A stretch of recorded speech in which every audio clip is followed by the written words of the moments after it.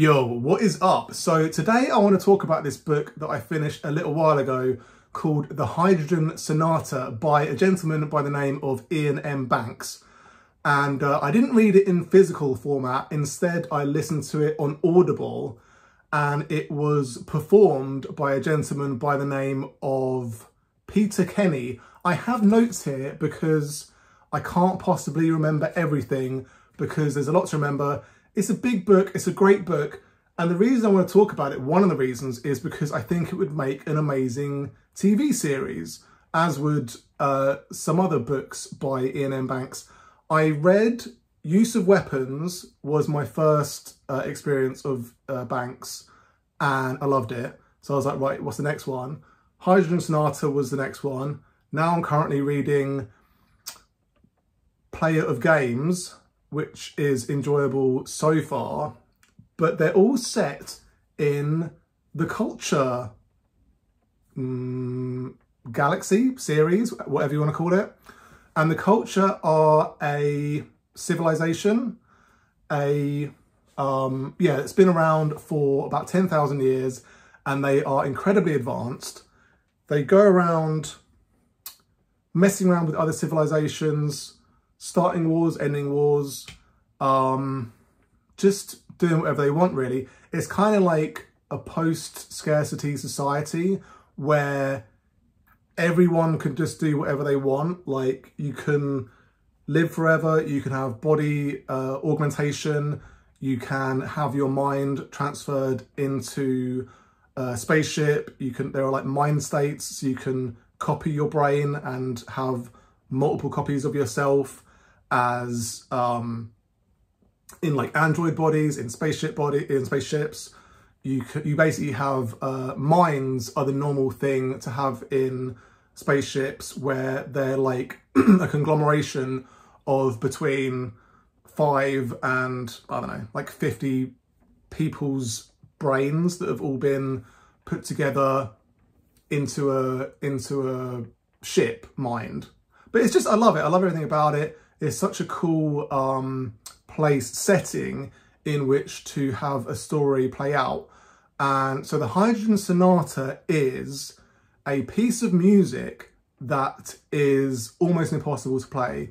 It was written by a person called T.C. Volabia the Younger, and they wrote this piece of music that has to be played on an instrument yet to be invented called it's got a long name. It's got a very long name. Undecagon string, something like that. It's commonly known as the 11 string, and you need 2 sets of arms. You need 4 arms to be able to play it properly, and 2 bows. So you're playing it with 2 bows, 4 arms. So the story of the Hydrogen Sonata follows the main character is called Cossant, and she has had some body augmentation where now she has 4 arms, and the series, the book starts with her playing the 11 string on a balcony, trying to get through a section of this song. It's a super long song, very difficult, Hydrogen Sonata, and she's trying to get through a section without making any mistakes. So she's playing the 11 string. That's the introduction to Cossant. She's got a companion, like this pet called Piun, I want to say, and she's this like furry little creature who wraps herself around her neck like a sort of scarf a lot of the time, and she's a bit annoying, but she's like, you know, when you're playing Zelda and you've got that little fairy thing always banging on about stuff. It's kind of like that. She's a bit of just an annoying companion that's always with her. So yeah, I don't really need a lot of these notes because I remember a lot of the story anyway. But so she is a member of the Gzilt civilization, which is similar to the Culture. They began about the same time as the Culture, and they're like the same level. They almost joined the Culture about 10,000 years ago when the Culture was formed. And so you got the Gzilt, and the story starts at S-24, which is the Subliming is going to be happening in 24 days. So everyone wears these time 2 pieces around their necks or somewhere about their person. Everyone in the Gzilt civilization wears a time 2, like a watch, but it's counting down to the Subliming. And so the story starts at S-24. And so she's got one, everyone's got one, don't even worry about it. Everyone in the Gzilt have one of these.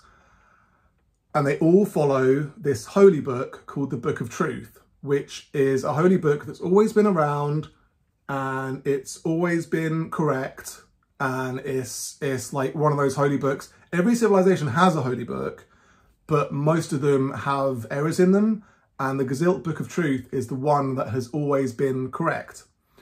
So it's like a weird situation, and no one really knows how that's happened. But this story, there are suggestions throughout the story that maybe this book isn't always correct, and maybe was not created as the Gzilt believe. So as the chapters go on, you're sort of counting down to this Subliming, and it's you know, are they going to do it or not is kind of one of the big things that's going on. So you've got Via Cossant, she's like the main character, and then you've got the Mistake Not, which is a culture ship that is also a main character. And you have Bodily, which is the Mistake Not's avatar, which is kind of like a android guy, and he is awesome. They've both got the same voice, but the Mistake Not is obviously the ship, and then Bodily is the guy that goes around, and he eventually becomes Via's bodyguard. And that is like my favourite part of the book, where they're going around. It's kind of like, you know, in Game of Thrones, where you've got Arya and the Hound going around together. That was my favourite bit of Game of Thrones. And it's kind of a similar dynamic, where you've got this very fragile person, because Via is, as she's part of the Gzilt, you automatically are enlisted in the armed forces. So she is a lieutenant. Like everyone has a rank in the Gzilt. And so I don't know where I was going with that. But yeah, so she is always like getting ready to be called up to active service. And at the start of the book, this commanding officer comes down to where she is. She's on the girdle, she's in the girdle city of Glaun, which is a city that was created by the long sublimed Werpesh. And the Werpesh were this race, this civilization that have sublimed, and so they're not here anymore. And they created these like epic structures, like the Girdle City, and so it goes around the whole planet, like around the equator, and you live in it. It's gigantic. It's absolutely huge. It's like miles tall, miles wide. And it's got like huge, you know, networks of tunnels, and it's just epic. But it is almost deserted because a lot of people have put themselves into suspended animation waiting for the Subliming. So a lot of the Werpesh, a lot of the Gzilt people are just chilling out. It's the last 24 days until everyone's going to sublime at the same time. You need to sublime at the same moment or within hours of each other to all go into the same situation. And the Sublime is like heaven, kind of. It's described as, imagine if you had all of your senses, like sight, sound, taste, like touch, everything that you have as a human, and then all of those are stripped away and you're left with just like touch or something like that, right? That's this reality. The Sublime is like with all of your senses. So it's kind of like once you go into there, it's a dream, and you can come back. There is a possibility of coming back, but almost no one ever does because it's such a dream being in the Sublime, and you're with everyone you've ever loved and everyone in the civilization. It's just a lovely old time. But one of the problems is a lot of the Gzilt have already sublimed. A lot of the ships, warships, have gone ahead. For some reason, I don't really understand why they've gone ahead, but they have, and so the Gzilt's military is greatly diminished. So you have these two civilizations that are much less advanced than the Gzilt and the culture, called the Loseiden and the Ronta. And the Loseiden are described as eels, and the Ronta are described as insect-like. And so they're both vying for rights to the remnants of the Gzilt's technology. So there's like this big kind of animosity between these two races, and the Gzilt have to determine which race is going to get, or which civilization is going to get, this sweet contract to sort of pick over the leftovers that the Gzilt leave behind. So yeah, I love everything about this book. It's so cool. Yeah, I've gone through all that. There is a gentleman by the name of Septame Banstagane, and he's got a great name for a start. He is a politician in the Gzilt civilization. He lives on their homeworld, on their like parliamentary homeworld, where all the politics is done, and he's a real like wheeler dealer. He's always looking for you know, some schemes. He's like a little finger kind of character.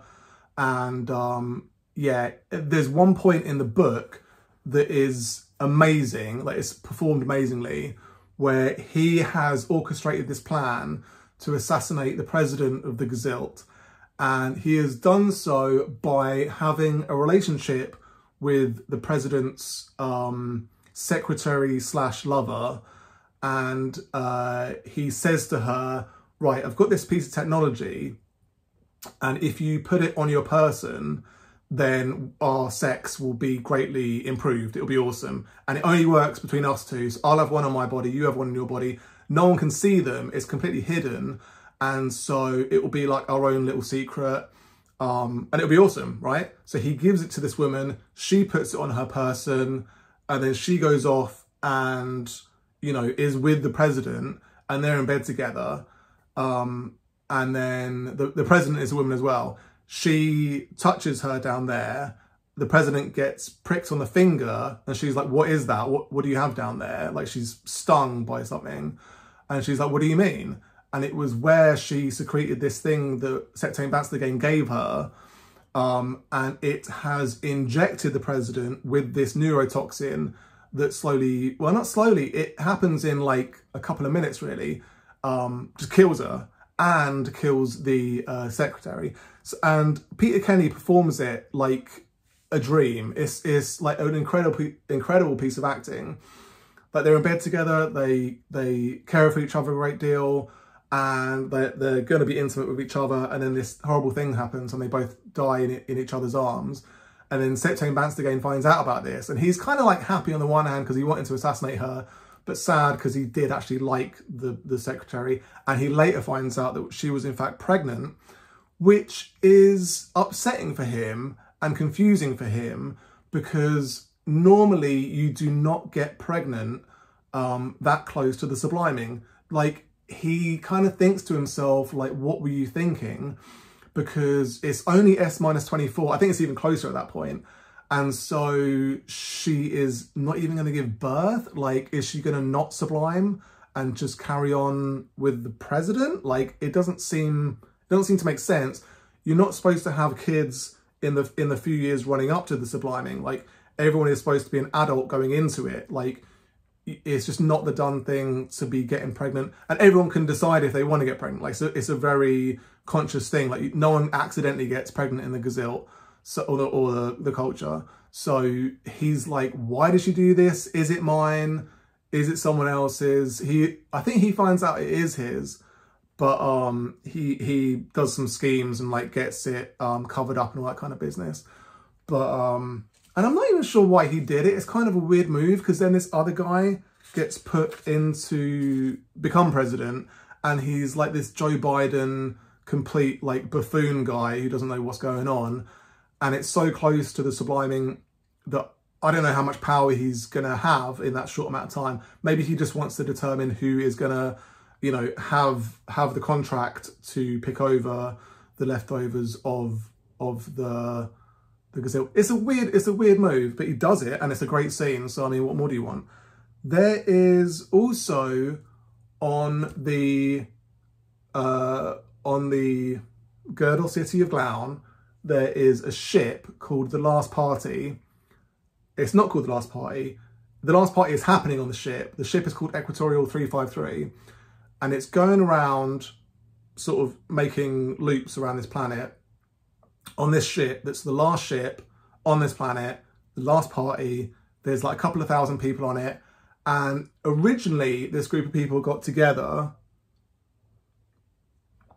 to discuss what they should do for the last 5 years before the Subliming.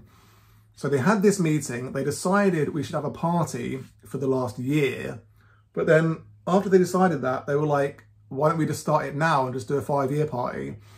So they've been on this ship for 5 years, having a party of maximum debauchery and just have as much sex as you possibly can, do as much drugs as you can, like just go absolutely bananas, like non-stop. There are rooms, it's a massive ship. There are rooms that are for parties. There's always a party either starting or in progress or finishing. So like if you're in one party, you can just automatically go to the next one. There's always a party going on. There are rooms in which there are meals. There's like, you know, buffets happening. And there are rooms in which there are food fights happening. There's like every possible thing you could want to do in all these different rooms. There are corridors that are like, they've got like vulvar doors that you walk through. Everything is sexual. Everything is like dicks and vaginas everywhere. The main party master has like loads of penises all over his body, and he's got like 3 hearts. He's like injects himself with all these drugs to make it so that he can maintain erections for all these penises. It's just like absolute madness. It's a completely mad ship. So that's cool. That's happening. And there's a guy who greets you when you come to this ship, and he's got an alphabet soup bowl face. And so you go up to the ship, go to the entrance, and he greets you and says like, what want? Because he's only got so many letters in his soup bowl head face. And like what doing? Like he talks in a real funny way, you know, quote unquote talks. So that's exciting. There is a long sublimed race called the Zeedren, and they are described as Wraiths of Light. So there's this Zeedren remnant who were kind of like a shepherd civilization who were helping the Gzilt during their earliest times. And so there is a suggestion that they know stuff about the Book of Truth, and maybe they've got something to do with writing it. So there's a Zeedren remnant at the start of the book send a ship to a Gzilt ship to tell them something, and they're just destroyed. Like they're not allowed to tell them what they want to tell them.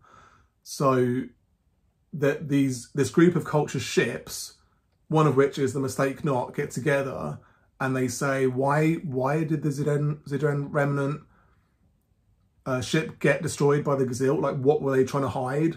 So they spend a lot of the book investigating what this secret was that the high up people in the Gzilt want to remain buried, and the Zeedren remnant were trying to get, like, let them know. Because the normal thing to do before you sublime is tell everyone all your secrets, so you can go into the Sublime and just be totally chilled out. And the Zeedren left this remnant, it seems, to pass on this piece of information. So, yeah. There is a Sculpt planet called Eschery at one point that was created, well, sculpted by the Werpesh. And there is a a little base called Fitzam Join, which Via Cossant goes to. She's taken to at the start of the book by this high up person in the Gzilt military, because she's gonna go on this mission to find out this secret that one person knows, one person that's still alive knows, that's been around for 10,000 years. So he was around when the culture was starting, when the Gzilt almost joined the culture, and so he knows this secret, they think.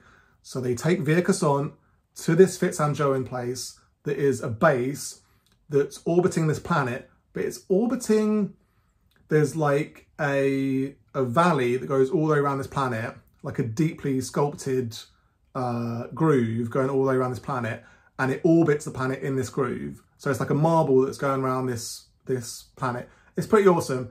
And so Via goes to this base. The Gzilt military send a ship to destroy it. So she's going to get taken out. All these people in this, I want to say it's like the 14th regiment.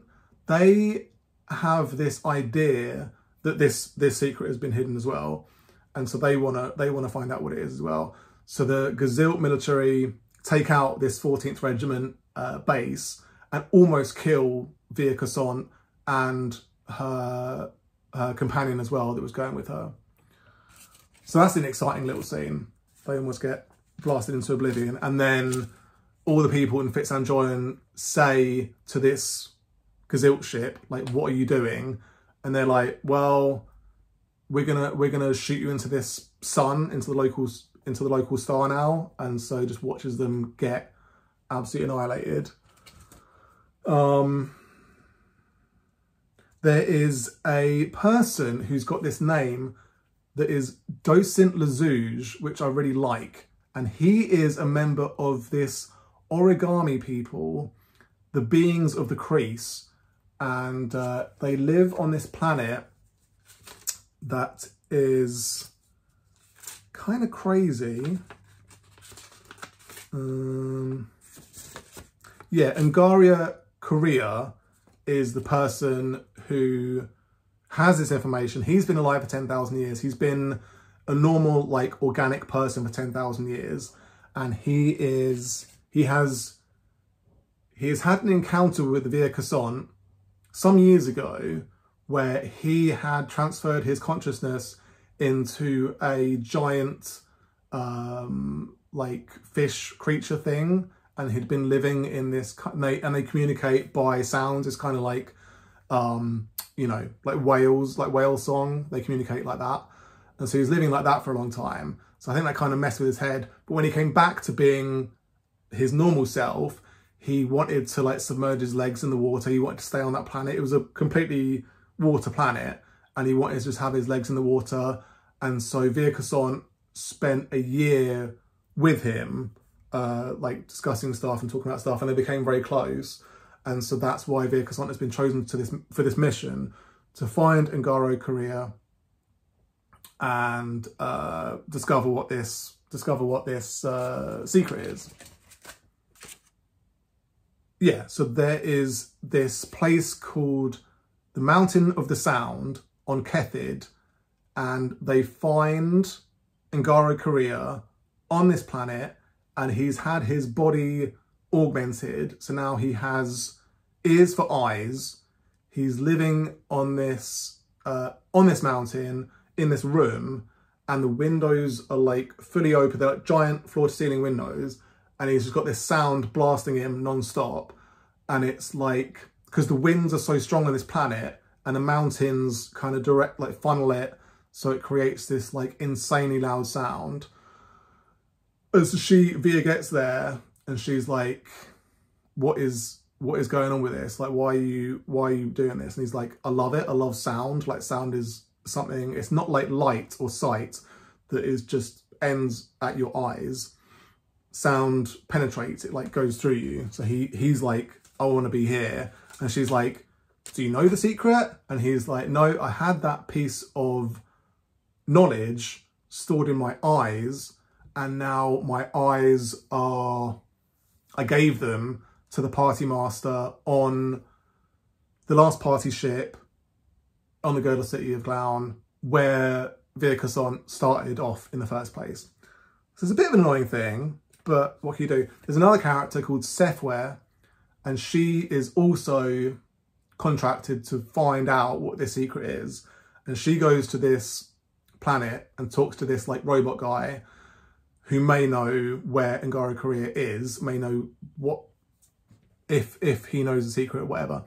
And there's a sand garden that this robot has created, and it's got like a water garden, and it's got like loads of mad stuff going on. Like it's an absolutely gigantic sand garden. So that's a cool thing as well.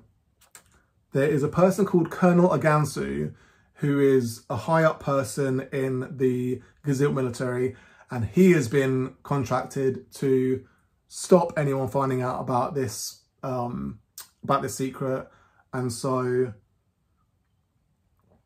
there's a few bits where he's trying to like stop Via Cossant and stop Bodily from completing their mission.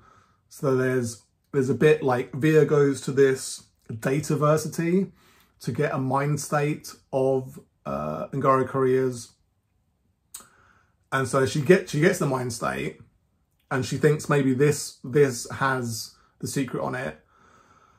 And as she's leaving the dataversity, this Colonel Agansu comes along with a bunch of like military devices to bust her up, and Bodily has to use all of his powers of skill and cunning to bust him up. It's a great bit of the book. It's really exciting. And Via almost gets killed, Bodily almost gets killed. There is another kind of robot guy called Egglile Parenherm, and he does get killed. He gets shot, he gets absolutely blasted and ends up at the bottom of a elevator shaft. So that's exciting. Yeah, Zeedren is the party master. He was the person that NGario Kiria gave his eyeballs to. So Via and Bodily go to the Equatorial 353 ship on the last party. They infiltrate. They get into the Equatorial 353 with like hours to spare, and the feeling on the ship has completely changed from just unbridled, you know, just be as mad as you can be, to suddenly everyone is, you know, holy. Everyone's wearing these like white shifts, and so they get on there. There's like a giant, like massive swimming pool thing, like a huge kind of like fishbowl situation, and you have to get through it to get to this really nice kind of like after party place at the top of it. And so that's what a lot of people are going to do before the subliming. So Via and Bodily like are swimming up through it, and then Colonel Agansu gets there. He kills loads of people getting there. He goes up this giant fishbowl thing trying to get them. There's like a massive firefight. Zeedren gets killed, and the 8-star Chukun, which is one of the ultimate ships of the Gzilt, like because they sent a lot of their ships into the Sublime already, but luckily they didn't send this 8-star Chukun in there, and so it comes along to orbit the Girdle City of Glown. The Mistake Not comes along to you know, infiltrate, to send in Via Cossant and Bodily. And so you've got these two ships facing off against each other above the Girdle City. And I was like, this is going to be the best bit of the book. But it turned out not to be that cool, just because the Mistake Not is way smarter than this 8-star Chukun. And it's way small, well, about half the size. And so it had the ability to go down to the surface of the planet, basically, and just position itself right in front of the Equatorial 353, and just say what you can do about it. Like, if you destroy me, you're going to destroy this ship, and you need the ship to, you know, to discover what's going on, if you want to discover what's going on. and I'll make my force field bigger anyway. So there's just, I've like won. That's just checkmate, immediate checkmate. So that was a bit annoying, but yeah, I enjoyed the book. I enjoy the idea of the culture and this feeling of you could just do whatever you want, and they're kind of just messing around with other civilizations. And the Mistake Knot is kind of this like heroic ship, even though it doesn't really think of itself like that. Every scrape it gets into, it kind of feels like it's just totally chilled out, like nothing can harm it. Like when it's in this really intense standoff with Colonel Gansu, and they're like looking down the corridor towards each other, you just feel that Bodily, which is the Mistake Knot, just doesn't care. He's just like, they talk to each other, like when you are a ship mind, or when you're a ship's avatar, or when you're Colonel Gansu in his special like mech form, you can wind down your internal time, so you're able to communicate, like, say a million things in a second.